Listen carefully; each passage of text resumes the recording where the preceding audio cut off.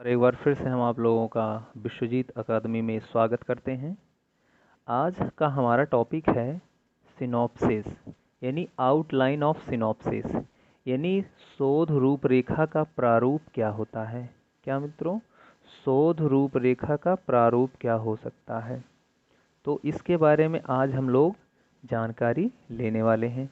यानी शोध प्रारूप होता क्या है, सिनॉप्सिस का आउटलाइन क्या होता है। जैसे कि आप कभी जब प्रवेश परीक्षा यानी पीएचडी का प्रवेश परीक्षा आप निकाल लेते हैं या नेट जेआरएफ के बाद आप जो है पीएचडी अनुसंधान में नामांकन यानी पंजीकरण कराने जाते हैं, तो उसके अंतर्गत आप लोगों को कहा जाता होगा कि एक पहले सिनॉप्सिस तैयार करिए या एक शोध प्रारूप या शोध रूपरेखा तैयार करिए। ठीक है, तो उसी के बारे में आज हम आप लोगों को यहाँ पे बताने वाले हैं। जो स्टूडेंट्स पीएचडी में एडमिशन लेना चाहते हैं उनके लिए यह वीडियो बहुत ही यूज़फुल होने वाला है, और ध्यान से सारी बातों को आप ध्यान से देखेंगे समझेंगे तो चीज़ें आपको बहुत ही आसानी से समझ में आने वाला है। क्योंकि सबसे बेसिक यहाँ पे दिक्कत बच्चों को ये आ जाता है कि वो किस तरीके से अपना सिनॉप्सिस लिखें, स्टेप वाइज स्टेप क्या हो सकते हैं, यानी स्टेप्स ऑफ सिनॉप्सिस क्या होते हैं। इसी के बारे में आज ये हमारा कंटेंट और वीडियो कंसंट्रेट है। ठीक है, तो आपने कॉपी और पेन अपना ले लीजिएगा और जितने स्टेप्स हम यहाँ पे बोल रहे हैं या बता रहे हैं आप उसको लिख सकते हैं। जैसा इसका थोड़ा सा हमने यहाँ पे लिखा है आउटलाइन ऑफ सिनॉप्सिस, तो इसका आउटलाइन क्या है। जैसा कि आप जानते हैं कि शोध रूपरेखा तैयार करना एक महत्वपूर्ण कार्य है। शोध का कार्य आरंभ करने के लिए यह एक रूपरेखा एक आधार प्रदान करती है। ठीक है, एक शोध की रूपरेखा के निम्नलिखित महत्वपूर्ण बिंदुओं का उल्लेख निम्नलिखित तरीके से किया जा सकता है। ठीक है, तो इसका निम्नलिखित उल्लेख इस प्रकार से है। इसका क्रम क्या होगा, इस क्रम को आपको याद रखना है। जैसे सबसे पहले आपको क्या करना होता है, आपकी प्रॉब्लम क्या, जो भी जिस टॉपिक पे आप रिसर्च करना चाहते हैं उस टॉपिक को आपको लिखना होता है वहाँ पे, यानी समस्या का कथन लिखना होता है, स्टेटमेंट ऑफ प्रॉब्लम्स लिखना होता है। सबसे पहला स्टेप आपका ये होता है। और दूसरा स्टेप यहाँ पे आप ले सकते हैं, दूसरा स्टेप ले सकते हैं समस्या का सैद्धांतिक आधार। मतलब आपने जो समस्या लिया है उसका सैद्धांतिक आधार क्या है, इसका क्या महत्व है। ठीक है, ये आप लोग वहाँ इंगित करेंगे अपने सिनॉप्सिस के सेकेंड स्टेप में। ठीक है, और तीसरा होगा हमारे पास शोध का मुख्य उद्देश्य, यानी आपने जो समस्या लिए हैं उसका उद्देश्य क्या है हमारे भावी जीवन के लिए। ठीक है, तो उसके उद्देश्य को आपको लिखना है। फिर अगला स्टेप हमारे पास है समस्या के लिए परिकल्पना बनाना, यानी आप यदि परिकल्पना की ज़रूरत होती है, चूँकि कुछ ऐसे रिसर्च होते हैं जिसमें परिकल्पना की ज़रूरत नहीं होती है। जैसे अगर हम आपको बता दें कि तो हिस्टोरिकल रिसर्च यानी ऐतिहासिक रिसर्च में आपको परिकल्पना बनाने की आवश्यकता नहीं होती है। तो ऐसे, लेकिन कुछ ऐसे रिसर्च होते हैं जैसे वर्णनात्मक अनुसंधान में आप चले जाएं या प्रयोगात्मक अनुसंधान में चले जाएं, तो वहाँ पे आपको परिकल्पना का निर्माण करना होता है, यानी हाइपोथेसिस आपको बनाना पड़ता है।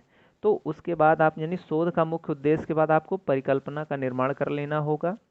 फिर अगली कड़ी में हमारे पास आ जाएगा शोध विधि तथा प्रक्रिया, यानी शोध की विधि क्या होगी, उसमें कौन सी आप विधि इस्तेमाल करते हैं, और न्यादर्श की अगर ज़रूरत होती है, न्यादर्श मतलब सैम्पलिंग की ज़रूरत पड़ती है तो उसमें कैसे सैम्पलिंग लगाते हैं।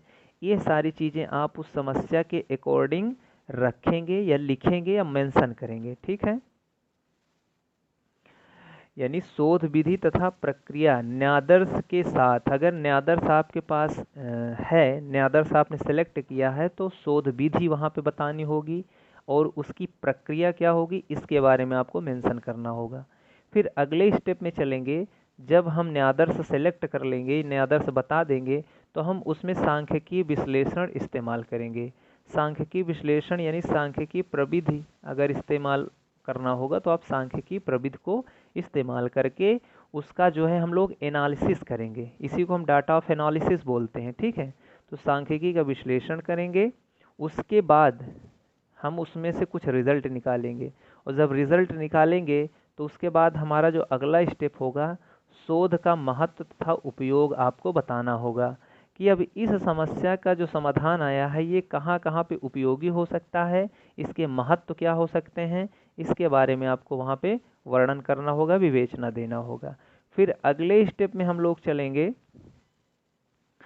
परिभाषा एवं अवधारणाएं, यानी आपके जो समस्या चयन आपने किया है उसके जितने भी वेरिएबल्स हैं उनकी परिभाषाएं आपको लिखना पड़ेगा, उनकी अवधारणाएं क्या हैं, उनका मतलब क्या है, उस चीज़ को आपको इंगित करना होगा। ठीक है। अच्छा, कुछ लोग जो कि परिभाषा एवं अवधारणाएं जो होती हैं वो समस्या कथन के बाद ही लिख लेते हैं। ठीक है, तो आप वहाँ भी लिख सकते हैं या बाद में लिख सकते हैं, कोई दिक्कत नहीं है इसमें। और जो लास्ट है हमारे पास एक संदर्भ ग्रंथ सूची बनानी पड़ती है, वो लास्ट में आप जो है ऐड कर देते हैं, संदर्भ ग्रंथ सूची। तो इस तरीके से ये हमारे प्रमुख स्टेप्स हैं अपनी सिनॉप्सिस तैयार करने के लिए। ठीक है, एक बार हम इसको जल्दी जल्दी से आप ध्यान से देखते हैं कि क्या क्या स्टेप हैं। जिसमें पहला है समस्या का कथन है, समस्या कथन है। दूसरा है समस्या का सैद्धांतिक आधार। तीसरा है शोध का प्रमुख उद्देश्य क्या है। चौथा है समस्या के लिए परिकल्पना बनाना। उसके बाद जो है पांचवा है शोध विधि तथा प्रक्रिया, ये न्यादर्श अगर उसमें लगा हुआ है तो या सैम्पलिंग की गई है तो। और छठा है सांख्यिकीय प्रविधि इस्तेमाल करना, यानी डाटा एनालिसिस इस्तेमाल करना। और अगला है सातवां शोध का महत्व तथा उपयोग बताना। फिर आगे हमारे पास परिभाषा एवं अवधारणाएं बताना। उसके बाद संदर्भ ग्रंथ सूची लगा देना। तो इस स्टेप्स के अंतर्गत आप अपने सिनॉप्सिस को तैयार कर सकते हैं। और यह वीडियो आपके लिए अच्छा लगा हो तो आप अपने इष्ट मित्र को भी शेयर कर सकते हैं, जिससे कि वह भी सिनॉप्सिस के बारे में जान सकें। सिनॉप्सिस क्या होता है, एक अपना जो समस्या आप वहाँ सेलेक्ट करते हैं उसकी एक रूपरेखा होती है, एक कटिंग होती है, एक प्रारूप होता है, जिसके मद्देनज़र आप पूरे अपने रिसर्च को क्रियान्वित करने का प्रयास करते हैं। ठीक है, तो फिर मिलते हैं हम लोग एक नए वीडियो के साथ। तब तक के लिए मित्रों, जय हिंद।